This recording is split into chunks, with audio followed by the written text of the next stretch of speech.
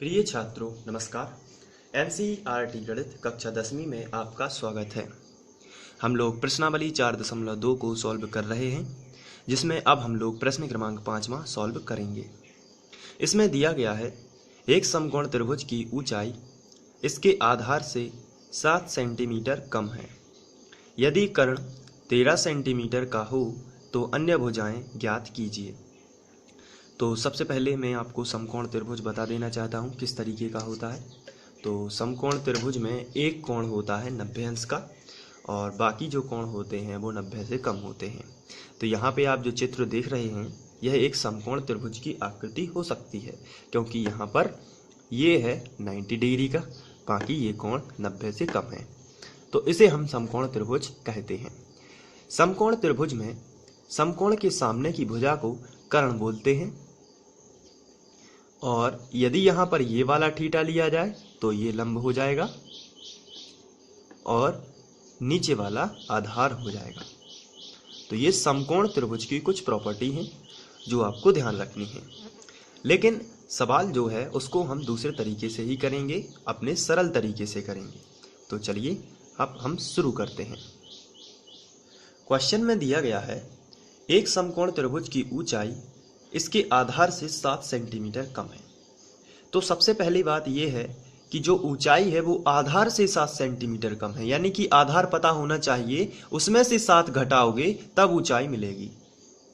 तो आधार से 7 सेंटीमीटर कम है, यानी कि सबसे पहले तो आपको आधार पता होना चाहिए। लेकिन कंडीशन ये है कि हमें आधार भी पता नहीं है कि आधार क्या है, और इस क्वेश्चन में लिख दिया गया है कि समकोण त्रिभुज की ऊंचाई इसके आधार से 7 सेंटीमीटर कम है। तो ऊंचाई इन्होंने कहा है कि ऊंचाई चाहिए यदि आपको तो आधार से 7 सेंटीमीटर कम करो, यानी कि आधार से 7 घटाओ। इसका मतलब यह है कि आधार ही पता नहीं है तो किसमें से हम 7 घटाएंगे। तो सबसे पहले आपको क्या करना है, आधार को x मान लेना है। तो भले ही क्वेश्चन में शुरू में ऊंचाई लिखा है, लेकिन आपको सॉल्व कहां से स्टार्ट करना है, आधार से। आधार तो माना समकोण त्रिभुज का आधार x सेंटीमीटर हो। तो लिखिए, तो हम मान लेते हैं माना समकोण त्रिभुज का आधार x सेंटीमीटर है। अब ये तो हमें आधार मिल गया, इसके बाद हमें ऊंचाई भी चाहिए। तो ऊंचाई को हम लंब भी बोलते हैं। तो ऊंचाई जो होगी वो क्या हो जाएगी, ऊंचाई बराबर आधार से 7 सेंटीमीटर कम, यानी x से कम यानी माइनस 7 सेंटीमीटर कम। तो ऊंचाई होगी x माइनस 7 सेंटीमीटर। इसके बाद कर्ण हमें दिया गया है, तो कर्ण जो होगा वो हमें दिया गया है, ये हमें न्यूमेरिकल्स में दिया गया है 13 सेंटीमीटर। तो ये ज्यों का त्यों। तो आपको इतना समझ में आ गया होगा। सबसे पहले आपको स्टार्ट कहाँ से करना है, आधार से, क्योंकि ऊंचाई भी आधार पर डिपेंड है, क्योंकि ऊंचाई भी आधार से ही 7 सेंटीमीटर कम है, यानी आधार तो सबसे पहले आपको पता होना चाहिए। लेकिन कंडीशन ये है कि हमें आधार पता ही नहीं है। तो फिर ऐसी स्थिति में आधार हम क्या मान लेंगे, x मानेंगे, और ऊंचाई निकालेंगे क्वेश्चन के अनुसार, यानी कि उसी में से 7 घटा देंगे तो सेंटीमीटर में हमें ऊंचाई आ जाएगी, और कर्ण हमें दिया गया है। अब हम अपने चित्र में ध्यान से देखेंगे। आधार हमें मिला है x, लंब यानी ऊंचाई मिली है x माइनस 7, और कर्ण मिला है हमें 13 सेंटीमीटर, यह हमें दिया गया है। तो समकोण त्रिभुज में हम क्या लगाएंगे, अब पाइथागोरस। ये चित्र भी आप बना सकते हैं बगल से। चलिए अब हम इसमें लगा देते हैं पाइथागोरस प्रमेय। तो हम यहाँ पे स्टार्ट करेंगे समकोण त्रिभुज। आपको चित्र बना लेना है बगल से, उसके बाद आप, ताकि आप लिख सकते हैं समकोण त्रिभुज A और B बीच में बताना है जहाँ 90 का बना हो। तो ABC में पाइथागोरस प्रमेय से। तो पाइथागोरस प्रमेय आप लोग जानते हैं, कर्ण का वर्ग होता है, कर्ण का वर्ग बराबर लंब का वर्ग धन आधार का वर्ग। तो ये पाइथागोरस प्रमेय होता है। अब यहाँ पे आपको चित्र में देखते जाना है कर्ण कितना है। तो समकोण के सामने की भुजा कर्ण होती है, और कर्ण हमें दिया गया है 13 है। तो हम यहाँ पे लिखेंगे 13 का वर्ग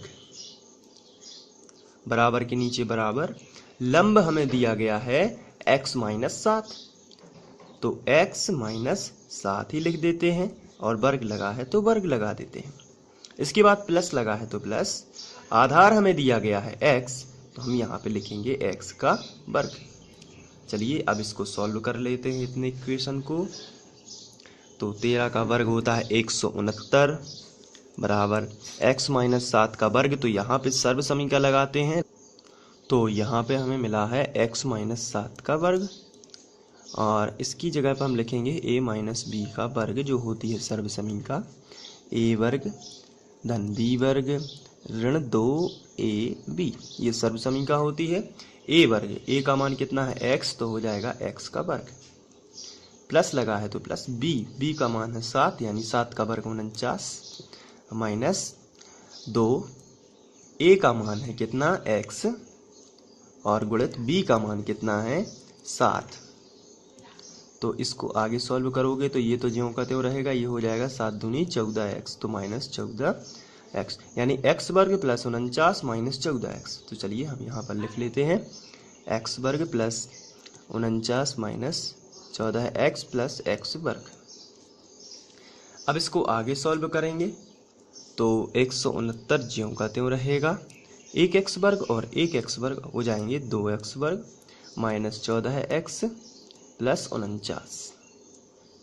इसके बाद हम 49 का पक्षांतर इस तरफ कर देंगे, क्योंकि संख्या संख्या एक तरफ कर देते हैं और x x एक तरफ कर देते हैं। तो 169, ये प्लस का 149 है, इसका पक्षांतर इस तरफ करोगे तो माइनस का 49 आएगा, क्योंकि 49 है ये, बराबर 2x वर्ग माइनस 14x, ये एक तरफ हो जाएंगे। अब यहाँ पे जब हम घटाएंगे तो ये हमें मिलेगा 120 बराबर 2x वर्ग माइनस 14x। 120 का पक्षांतर इस तरफ कर लेते हैं तो बराबर में 0 आएगा। तो चलिए पक्षांतर कर लेते हैं, तो आगे बढ़ते हैं और पक्षांतर करते हैं। तो हमें यहाँ से इसको इस तरफ ले जा रहे हैं, इसलिए 2x वर्ग माइनस 14x ज्यों का त्यों, प्लस का 120 इस तरफ आएगा तो माइनस का 120 हो जाएगा, और यहाँ पर बराबर में 0 ले लेंगे। इसके बाद यहाँ 2 लिखा है और यहाँ भी 2 से डिवाइड हो जाएगा, और यहाँ भी 0 है इकाई अंक, इसलिए 2 से विभाजित हो जाएगा। तो चलिए अब हम पूरे समीकरण में 2 से भाग कर देंगे। तो 2x वर्ग बटे 2 माइनस 14x बटे 2 माइनस 120 बटे 2 बराबर 0। यहाँ पे 2 और 2 कैंसिल हो जाएगा, यहाँ पे 2 सत्ते 14 हो जाएगा, और यहाँ पर 2 इच्छाऊँ 12, 0 ज्यों का त्यों। तो हमें मिलेगा x वर्ग माइनस 7x माइनस 60 बराबर 0। तो इस तरीके से हमें एक इक्वेशन मिल जाती है जिसके हम गुणनखंड तोड़ेंगे। तो यहाँ पर हमें ऐसी संख्या खोजनी है जिसका गुणा जो है वो 60 हो, लेकिन जोड़ना घटाना 7 हो। तो यहाँ पे आपको ध्यान रखना है 12 गुणित 5 यानी 12 पंचे 60, और 12 और 5 में 7 का फर्क भी है, लेकिन माइनस का 7 चाहिए, इसलिए माइनस का 12 है और प्लस का 5।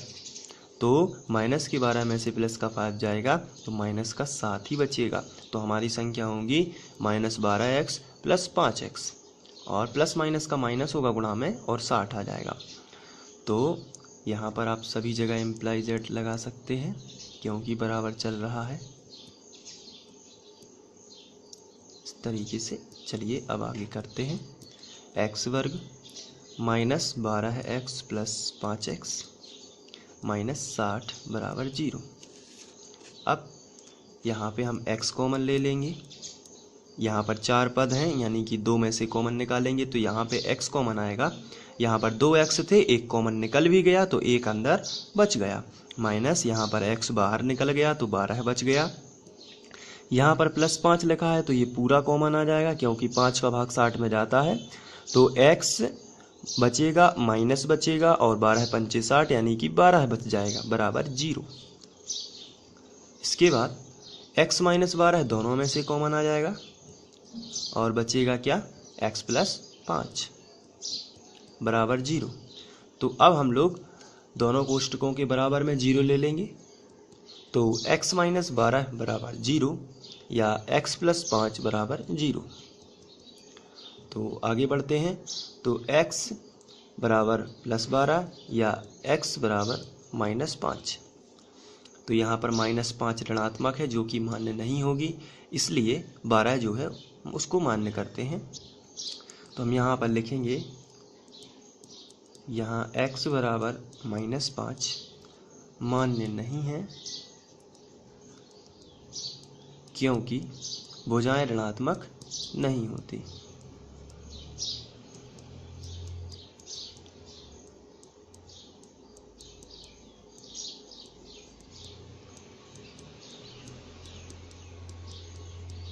तो फिर x बराबर 12 जो है वो मान्य है।